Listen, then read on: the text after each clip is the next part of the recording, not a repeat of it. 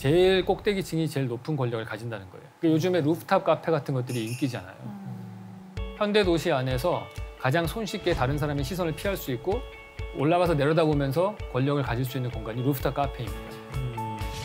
높이 관점에서 보면은 제일 높은 데가 결국에는 제일 권력자의 자리가 되는 거예요. 그래서 딴 사람들이 잘 못 보고 나만 딴 사람을 볼 수 있기 때문에. 그래서 사무실에서 부장님한테 껴안은 다음에 깨지고 나서 그다음에 옥상 올라가서 담배 피잖아요.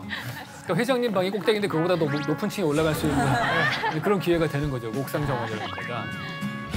저도 개인적으로는 지금 살고 있는 집이 제일 꼭대기층이거든요. 네. 오, 권력자.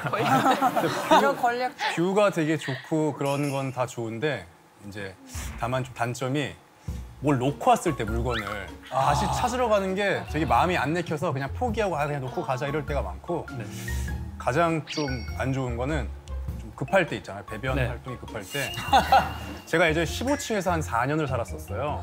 그러니까 지금은 15층까지는 버티는데 15층부터는 이게 몸이 배어서 그때부터 위기가 닥쳐와요. 그런 걸 지금 계속 적응하고 있습니다. 지금은. 네. 우리가 높은 층에 올라갈수록 더 권력자라고 그랬잖아요. 회장님 방도 제일 꼭대기에 있고. 그렇죠. 그래서 우리가 높은 사람, 상관을 높은 사람이라고 부르는 거예요. 높은 데 있기 때문에. 근데 그게 결국에는 나를 노출시키지 않고 다른 사람을 볼 수 있는 거를 이제 관음증이라고 하거든요. 관음증. 보통 이게 성도착증으로만 생각하면 이게 다 관음증 환자예요, 사실은. 우리가 맨날 보면은 극장 가잖아요. 극장이 관음증의 대표적인 공간이에요. 어두운 데 숨어서 딴 사람 밝은 데는 사람 훔쳐보는 거. 홈페이지 들어가 보는 것도 다 관음증이에요. 공교롭게도 요즘 엠플랭이 역주행한 노래 제목이 옥탑방이더라고요. 오, 권력자. 권력자. 그것도 음악 차트 맨 위에 올랐으니까 권력자인데. 감사합니다. 그렇지 않습니다. 한 곡 일부 좀 보여주실 수 있을까요?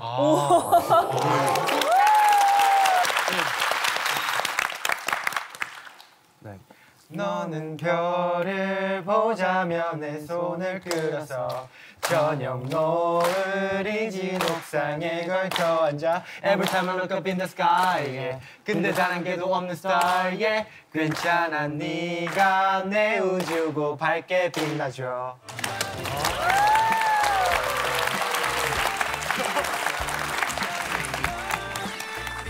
그럼 집니다. 네.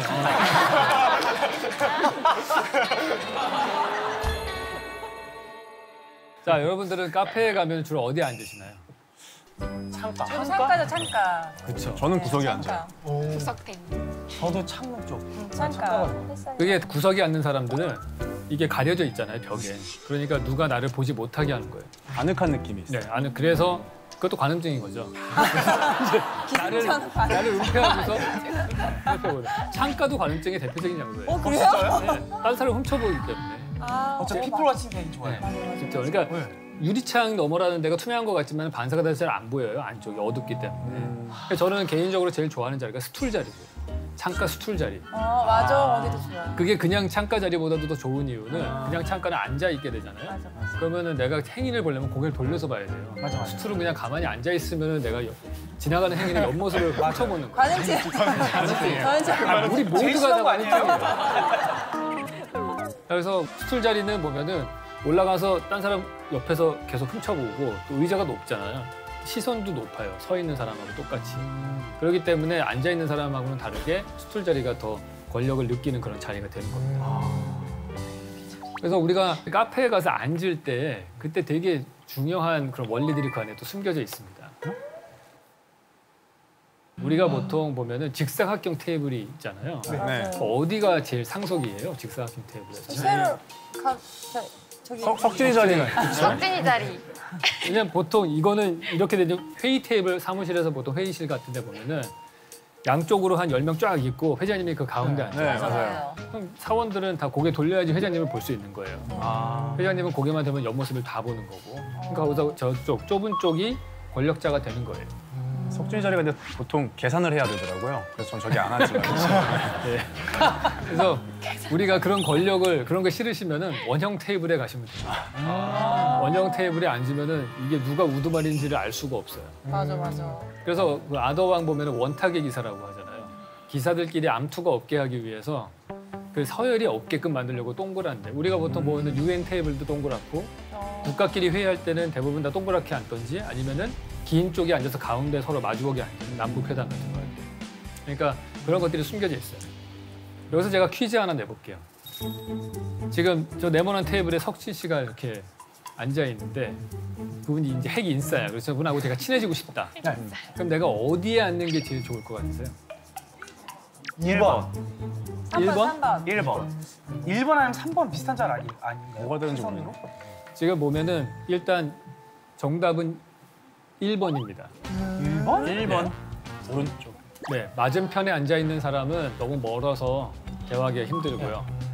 그리고 이쪽 모서리에 앉을 때 제일 좋아요. 모서리에 앉으면은 시야에는 들어오면서도 부담스럽지 않게 대화가 돼요. 그게 한 45cm 정도 적당한 거리가 만들어지거든요.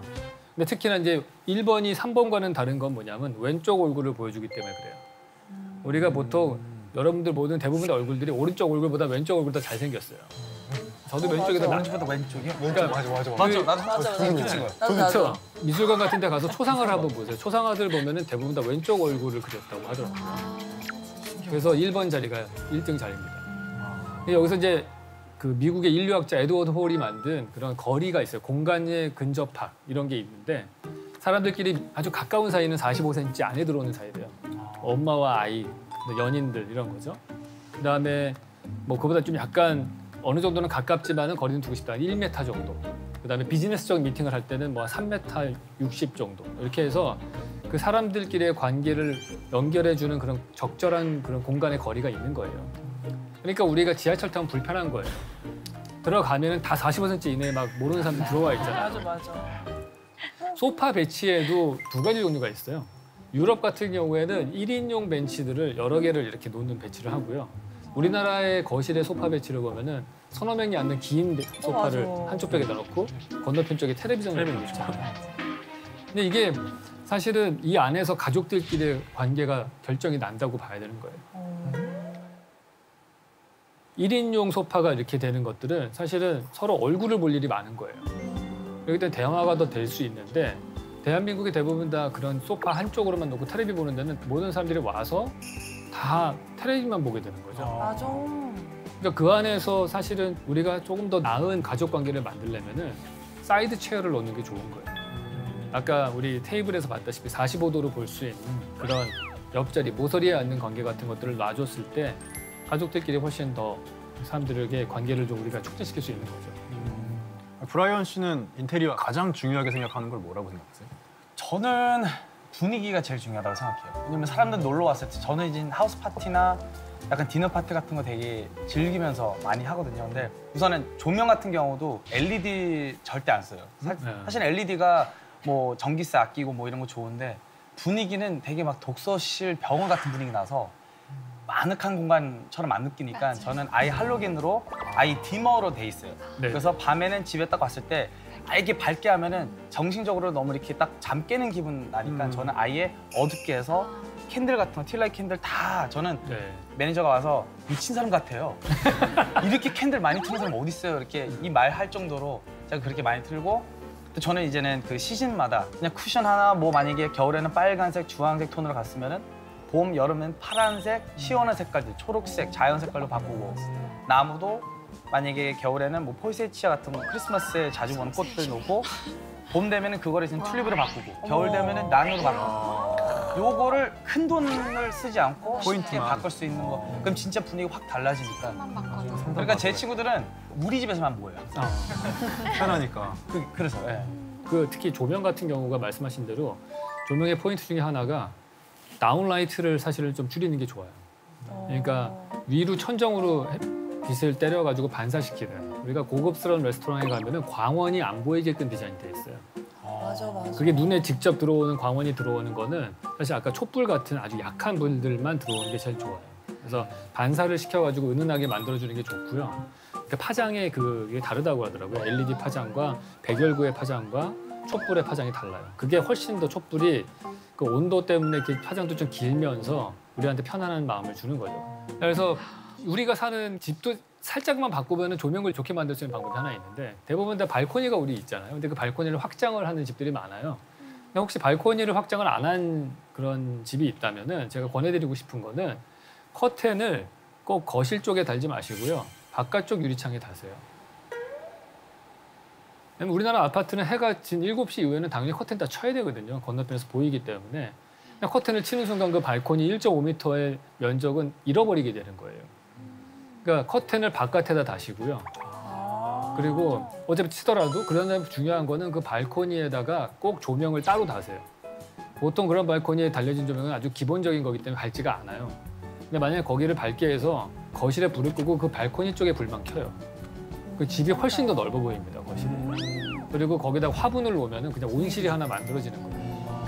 그렇기 때문에 라이팅과 커튼의 위치만 바꿔도 우리의 인테리어를 훨씬 더 좋게 만들 수가 있는 거죠. 제가 경험해본 공간 중에서 되게 괜찮은 창의적인 공간이 하나 있어요. 그게 어디냐면은 그 MIT의 인피니티 코리도어라는 그런 게 하나 있습니다. MIT 캠퍼스는 둘로 나눠져 있어서 서쪽 부분에는 기숙사가 있고요. 동쪽에는 학교 교실이 있어요. 걔네들이 하나의 건물로 다 연결되어 있습니다. 그럼 저 몇백 미터 되는 그 거리를 따라서 1층의 복도가 모든 다른 다양한 과들이 다 붙어 있는 거예요. 그럼 그걸 걸어가면은 제가 건축과 학생이지만은 재료공학과가 요즘 무슨 연구하는지, 수학과가 무슨 연구하는지, 조성공학과가 요즘 뭐 연구하는지를 다 볼 수가 있어요. 실험실도 볼 수 있고. 실제로 제가 재료공학과가 전자현미경으로 이렇게 분자 구조를 찍은 사진들이 있잖아요. 그게 건축 공간으로 적용도 되고 그런 경우도 생겨요. 그런 거가 다양한 인종들과 다양한 전공자들이 그곳에서 다 부닥치면서 생각들이 이렇게 창의적인 영감들을 받는 거죠. 그래서 MIT의 20번 빌딩이라고 하는, 거기는 다 넘버가 매겨져 있거든요. 거기는 노벨상을 배출한 사람이 9명이나 됩니다. 2차 대전 중에 아주 임시로 지어진 3층짜리 건물이었는데 이 건물의 특징은 뭐냐면은 넘버가 매겨져 있는데 뭐 226 써 있어요. 그러면 뭐 2층에 있는 사무실인가 보다 생각하잖아요. 근데 그게 3층에 있는 사무실이고 막 그래요. 그러니까 엉망인 거죠, 막 배치가. 근데 그게 특징이 뭐냐면은 연구실 번호가 제각각으로 되니까 방 찾아다니다가 다른 사람들을 자주 만나게 되는 거예요. 그러니까 어느 제약회사에서 이렇게 신약 개발에 성공하는 창의적인 사람들을 조사를 해봤더니 어떤 특징이 있냐 하면은 쓸데없는 잡담을 많이 하는 사람들인 거예요. 그러니까 옆에 부서 애들하고 잡담하고 그다음에 뭐 청소부랑 떠들고 이런 사람들이에요. 그래서 다양한 사람들이 만나서 얘기할 때 창의적인 생각들이 나오는 거거든요. 또 다른 사람의 잠재력을 극대화시키는 그런 공간이 또 제가 경험해온 건 뭐냐면은 하버드 대학의 건축대학 스튜디오가 진짜 괜찮은 그런 공간입니다. 여기 독특하게 계단식으로 돼 있습니다. 이렇게 단계별로 돼 있어가지고 4층이 쭉 한 방에 다 연결돼서 보이죠. 그러니까 학기가 딱 시작을 하면은 텅 비어 있어요, 교실들이. 한 300명 정도의 학생들이 있는데 근데 거기서 한 일주일 정도 지나면은 애들이 막 여기저기서 막 모형을 만들고 그림을 그리고 막 전시를 해요. 그러면 자극을 받는 거예요. 나 지금 뭐 하고 있지 지금? 집에 가려고 그러다가도 누가 계속 다 밤새고 있으면 못 가는 거예요. 계속 할 수밖에 없는. 근데 진짜 재밌는 거는 저희가 한 스튜디오가 한 12명 정도로 구성되어 있거든요. 그러면 동시에 저 방에서 한 40개 정도의 스튜디오가 진행이 되는 거예요. 그러니까 보통 7학기를 학생들이 학교를 다녀요. 3년 반을 석사 과정이. 그럼 7학기 동안에 한 학기에 40개씩을 보니까 4, 7이 28에서 280개를 체험하는 거예요. 그러니까 그 안에서 실제로 자기가 한 것보다도 훨씬 더 많은 경험들을 느낄 수 있게 되는 거죠. 저는 제가 대학원 다닐 때 있었던 기숙사방이 되게 독특해요. 예전에 호텔방을 개조해서 그냥 기숙사로 넘긴 그런 데였어요. 그래서 배치도를 보면은 이게 독특한 게 복도를 딱 들어가면 왼쪽에 2명이 쓰는 방이 하나 있고요. 들어가자마자 앞에는 저렇게 화장실이 있어요. 샤워하는 데. 오른쪽으로 들어가면 제가 사는 방이 거기 있었어요. 제가 다른 친구랑 같이 쓰고 그다음에 그 안으로 더 들어가면은 거기에 다른 또 고참 학생이 하나 있었어요. 박사 과정에 있어서 한 6년 넘게 이 학교를 다닌 제일 고참인 학생이었죠. 그러니까 이게 보면은 왼쪽 2명의 학생들은 거의 얼굴을 볼 일이 없어요. 그냥 뭐 화장실에 뭐 대변 금지 이런 거 메모나 남겨놓는 정도의 사이에 얼굴을 만날 일이 별로 없는. 근데 그 안쪽에 있는 친구가 제일 권력자가 되는 거예요. 저는 그 친구 방에 못 들어가지만 그 박사 과정 친구는 제 방과 제 룸메이트 방을 거쳐서 들어가잖아요. 저는 프라이빗한 공간이 아닌 거예요. 그러니까 굳이 서열을 나누자면은 제일 오른쪽 방이 제일 권력자, 2번째가 맨 왼쪽 방, 그 다음에 제가 제일 후진 방인 거예요. 그러니까 그렇게 딱 나눠진다고 볼 수 있어요. 그러니까 우리가 보면은 회장님들 방 이런 데는 비서실을 거쳐서 들어가게 돼 있잖아요. 네. 그러니까 항상 들어가기 어렵게 돼 있는 거예요. 기숙사 배치 같은 것들이 그 학교의 어떤 문화를 잘 보여줍니다. MIT 같은 경우에는 저렇게 5명이 사는 방인데도 그 안에서 다 공통적인 거는 다 5명이 아시안이었어요. 중국에, 홍콩에, 뭐 싱가포르에 이렇게 나눠져 있었거든요. 근데 하버드 대학교 같은 경우에는 좀 특별하게 만들어요. 얘들은 하버드 대학교 학부 1학년 학생들은 다 하버드 야디에 있는 기숙사에 다 방을 배치를 받는데 선택권이 없어요. 그냥 무조건 짝을 지어주는 애랑 둘이 들어가서 살아야 되는 거예요. 근데 그 컨비네이션이 자기네들의 뭐 거의 한 100년 가까운 노하우에 의해서 나온 거래요. 그래서 자기를 설명하는 거를 몇십 가지를 적어요. 뭐 나 음악은 뭘 좋아하고 생활 시간대는 어떻게 돼 있고 막 뭐 쫙 쓰고 난 다음에 그거에 맞춰서 이렇게 시너지 효과가 생길 만하게 컨비네이션을 만들어요. 특이한 거가 하버드대 출신 중에서 그 알고라고 미국 부통령 하시던 분이 있죠. 불편한 진실 찍으신 그분. 그 부통령 알고하고 타미리 존스라는 헐리우드 영화배우 스타가 있는데 둘이 같은 룸메이트였어요. 그러니까 한 명은 정치를 하려고 하는 그런 상원의원 집 귀한 집 아들이었고 한 명은 미식축구하고 연극에만 관심이 있는 두 애를 섞어가지고 같은 방에서 살게 하는 거죠. 그런 걸 통해 가지고 서로에게 배울 수 있는 것들을 만들어 주는 거예요. 사실 여기서 우리가 배워야 되는 거는 아까 말씀드린 다양성인 거예요. 나를 자극 줄 수 있는 다양성을 어떻게든 만날 수 있는 기회를 만들어야 된다. 이렇게 볼 수 있죠. 근데 공간이라고 하는 거 더 안에 들어갔을 때 정말 엄청난 권력을 느끼게 해주는 거를 잘